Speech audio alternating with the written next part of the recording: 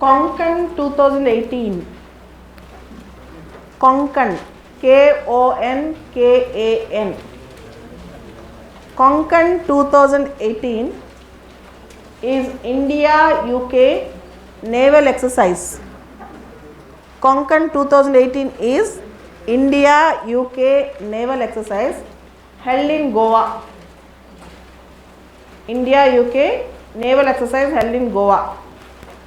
Next, COPE India 2019, COPE, COPE India 2019, India US air exercise, COPE, COPE, COPE India 2019, India US air exercise, India US air exercise.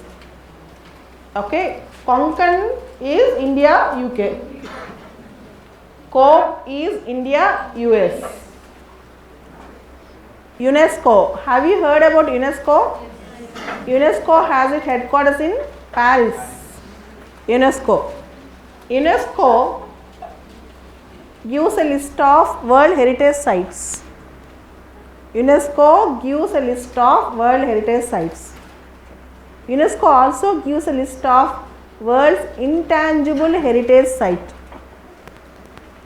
Intangible means which cannot be touched all the time. Intangible. For example, yoga is a UNESCO's World Heritage, Intangible Heritage. For example, Kumbh Mela.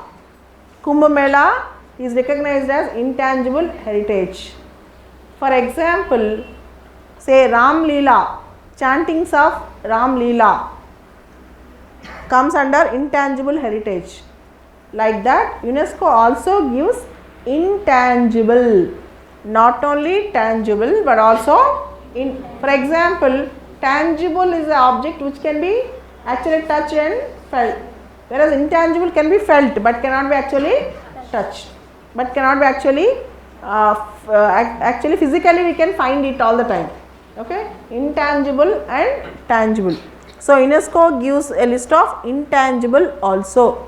In intangible you have, in India for example, I told you yoga, Kumbh Mela, Ram Leela, etc.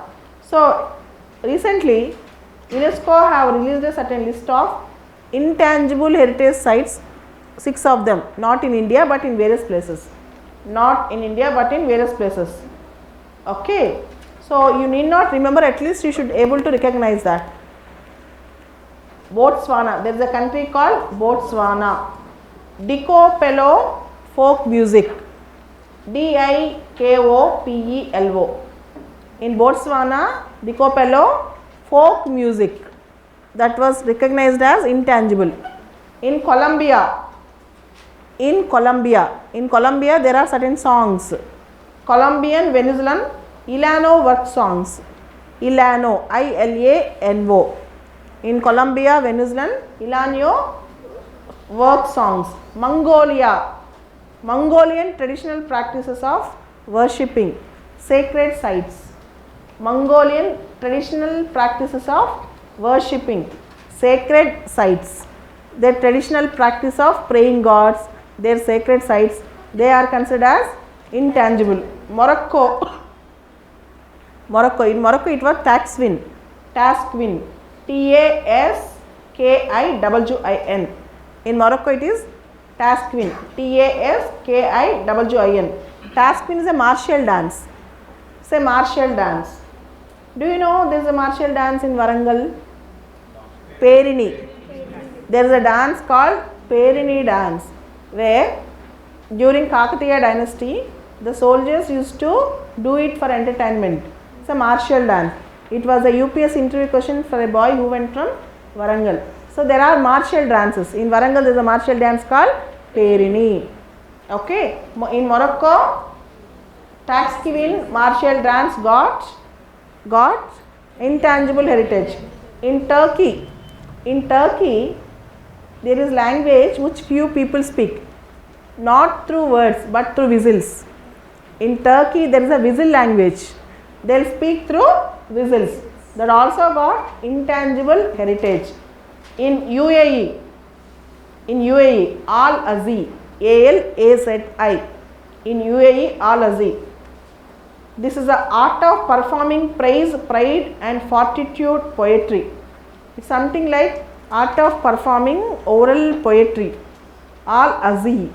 It's a performance art of performing poetry, praising the poetry or praising poetry. This is called Al-Azi. So these 6 got intangible heritage status. We did not find any Indian heritage this year. It was outside India. You just read it and leave it. Try to remember few things. Need not worry if you don't remember. Okay. But you should know intangible heritage is an important heritage. Even Nowruz festival, Parsi festival Nowruz also got intangible heritage status. Nowruz festival is a Parsi New Year festival. So these things you have to remember. Kindly read UNESCO's Intangible Heritage India.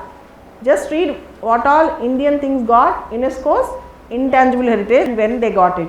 Just try to understand what is intangible heritage. Done? So let's go with newspaper today. The first article editorial, page number 8, number theory. Number theory. The editorial, page number 8, number theory. See, yesterday there is a report in India. The GDP growth and the growth rates which we have seen are not true growth rates. Not only the present government but also previous government. Not only but also the previous government. What did they say? What did they say? It is, see, in 2008 in the world, there is a crisis called subprime lending crisis. In 2008 in the world, there is a crisis called subprime lending crisis. That is, banks have lent to the customers whose track record is not correct. Finally, there was a crisis where the customers have not repaid the loans and it ended up in recession in the world. Recession in the world. There is no money circulation, complete recession. This recession which started in America entered into Europe and almost all the important countries in the world were hit.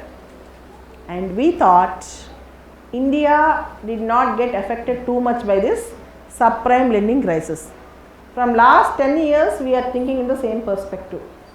But the other said, if the data is wrong, we will be prejudiced, we will be misled. In fact, India also got affected by subprime lending crisis. Generally, the government in power tries to show green picture. It tries to show that everything is in green color, means everything is good. But most of the times, in order to protect itself, the governments do show some manipulations. The other told it is wrong, because if we have subjectivity and if we have tinkering with the data, finally the people who rely and do lot of research on the data will also be misled. It is not only breach of trust but also will be misled. So that is the contention of the other. So based on the data we will draw so many conclusions, not only political conclusions but also economic conclusions. To what extent India got affected by American crisis? To what extent depreciation of rupee affected Indian markets? To what extent oil prices affected Indian markets? To what extent demonetization affected Indian farmers? Unless we have a correct data, we cannot judge what is the ramification of particular economic situation, right? So this is what is he told. Next, the case for a progressive international. The case for a progressive international. See, the other started with one issue, entered into other issue, ended with some other issue. How many of you actually understood this article? The other started with one issue, entered into some other issue, and then entered into some other issue. So now I'll try to explain the article in a crisp manner. Try to understand. We are in a globalized world. We are in a globalized world. The heading of the article is the case for a progressive international.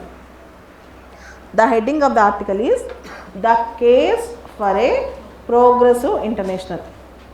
We are in a globalized world. In this globalized world, many companies will come and invest in various states. Most of the companies are MNCs, multinational companies. For example, when there is an issue between a company and the state, company and the country, some of the agreements say companies can directly file a case against the country. That's called state and investor can fight. There can be dispute resolution. There can be a dispute resolution. So say when some other country has some problem with India, some other company has some problem with India, in the agreement they can say not Indian court or other country's court, some separate tribunal, arbitration tribunal will decide the case. International arbitration is also can be held. Remember. So in the modern trade issues, the companies will not rely on law courts of the country. They will also go beyond law courts of the country, and they will have a separate resolution mechanism through arbitration process. Through arbitration process. Clear? There are many cases pending on India. There are many other issues that were going on between India and some other companies in the arbitration tribunals. Clear? Okay. Now I will give a small 2-3 examples how there is a dispute between state and the company. See, India as a country always tries to help poor people. Welfaristic measure. Say for example, there is a medicine called Gleevec. Gleevec, a drug called Gleevec, which is produced by a company called Novartis, an MNC. Gleevec is a drug produced by a company called Novartis, an MNC. The drug is very costly. Common man in India cannot afford the drug. See, when do we use drugs? When you get the disease, we use the drugs, right? Drugs are not chocolates to eat. Only when we will get a disease, we will use the drugs. Poor man cannot afford. What India have done? India made generic version of the drug, Genvac. So India started distributing it to the poor for a lower cost. Then the Novartis company wanted to evergreen the patent for Gleevec. They told what India have done was wrong. So the fight is between the company and India. Okay. So basically India allowed generic drug. This is the issue. And once what happened, India wanted to give certain drugs at a generic cost, very cheap cost, to African countries. The shipments were found by the developed countries, and India was stopped to supply the medicines. These things do happen just for profit. See, MNCs think only about profit, but government thinks about welfare. There is a tussle between MNC and the government. But in the globalized world, can the government sit without the help of MNCs? No. MNCs has to come. They have to start factories. They have to start industries. They have to invest in India. At the same time, India has to fight. And for that reason, to make an agreement between one country to other country in trade, or one country to other company in investments and trade, there is a BIT, B-I-T, Bilateral Investment Treaty. BIT, BIT means Bilateral Investment Treaty. Clear? For example, I am making a BIT, Bilateral Investment Treaty with you. I have a model BIT already. Based on that model bit, I will change certain conditions and I will have a treaty. In that treaty, we both agree, if at all we will get a dispute, we will go to particular tribunal. If at all we have a dispute, we will go to the particular tribunal. This is called BIT, Bilateral Investment Treaty. Am I clear? So, this is one thing the other have discussed, and India is one of the most sued country in the arbitration tribunals. India is one of the most sued country. So, in the globalized world, we have to accept it. In the globalized world, we have to do that, but we should keep on fighting. This is one aspect. Second thing the other discussed was DIEM 25. DIEM 25. What is this DIEM 25? Democracy in Europe Movement 25. Democracy in Europe Movement 25. See, after Greece crisis, there was a crisis in Greece. A country went to bankruptcy. ఒక దేశమే దివాలా తీసింది. A country went to bankruptcy. When country went to bankruptcy, IMF helped, other countries also helped. So now the country is doing good. You would have heard Argentina at one point of time went up to insolvency. Venezuela went to bankruptcy. If individuals go to bankruptcy, other individuals might help. If countries, soaring countries go to bankruptcy, who should help? This is a, see, IMF is not there to help the countries in bankruptcy. IMF helps only for balance of payment. When the country have a problem of forex reserves crisis, when the country has a problem of forex reserves, then only IMF will help. But in certain conditions, IMF also helps for some bankruptcy cases, certain times. So, why don't pan-European connectivity should exist? When one country is in trouble, why don't one country help the group of countries, or group of countries help the other countries, all those things. So, the hyper-nationalism, the idea of only my nation, Germany is for Germans, Germany is for Germans, Britain is for only Britishers. So, now why Brexit happened? One of the reasons why Brexit happened was feeling of British pride. So, German. So, such things if they come back again, it is a threat to integration of the world, threat to globalization, threat to other issues. For that reason, a movement was started called DIEM 25, Democracy in Europe Movement by 2025. So, wherein which all countries will have a better connectivity, pan-European movement. What do you mean by pan-European movement? The movement across Europe, this is called pan-European movement. The movement across Europe is called pan-European movement. So, this is what is, and the other ended with the word called progressive international. The other ended with the word called progressive international. See, in the world, we should look as a universal citizen. Prosperity, security and dignity for all. Prosperity, security and dignity for all. We should help each other as universal citizens rather than being a jingoist. Who is a jingoist? Who believes that only his nation is great and other nation is not great. It's called jingoist. Are you a jingoist? Am I a jingoist? So, like that the other ended the article. Okay. This is called the title, The Case for a Progressive International.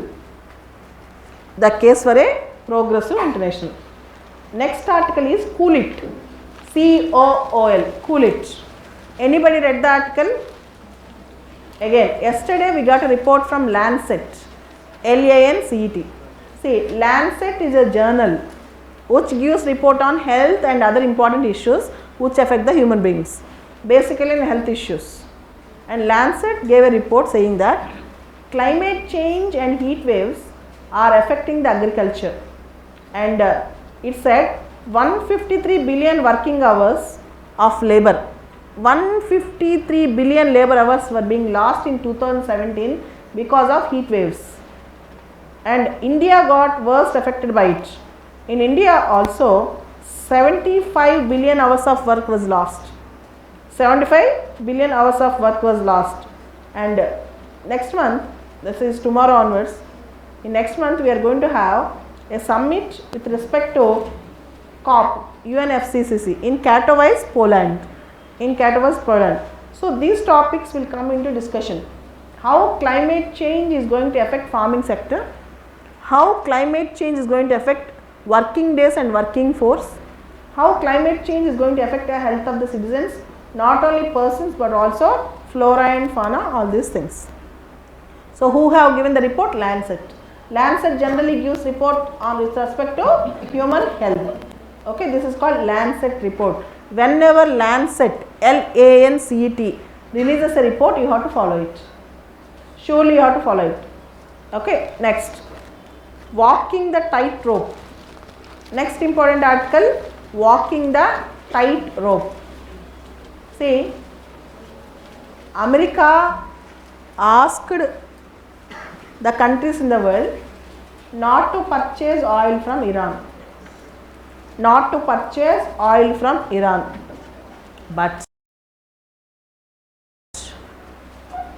India is majorly dependent on Iran's oil. India still continuing, but America gave exemptions to around 8 countries. If at all you purchase oil from Iran, I will give sanctions said by America. But now America gave exemptions to 8 countries. But the other is saying in the article, don't believe in America completely. Don't believe in America completely. And see, there are 2-3 things. India has a trade deficit with Iran. That means India is purchasing more from Iran and India is selling less. Iran getting more business from India than India getting from Iran. India, Iran are traditionally strategic friends, all weather friends, and India is also helping Iran in constructing and utilizing Chabahar port. There is a port in Iran called Chabahar. There is a port in Iran called Chabahar port. Apart from that, in 2009, there is a voting in IAEA. There is an international organization called IAEA, International Atomic Energy Agency. International Atomic Energy Agency, there was a voting in IAEA. India voted against Iran.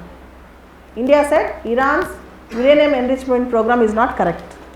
India voted against Iran. Still India and Iran are friends. But now the thing is, fearing American sanctions, India slightly reduced purchasing oil from Iran. Again, America gave certain exemptions. Let's wait and see how it works out now. So this is the other thing. And next, this Ayodhya. Will Ayodhya be an issue in 2019 elections? Don't bother about this. Don't bother about this. This is only political article. Okay, done? These are the important current affairs for today. Let's go to polity. Polity lo cases చెప్తారా? ఎవరు చెప్తారు?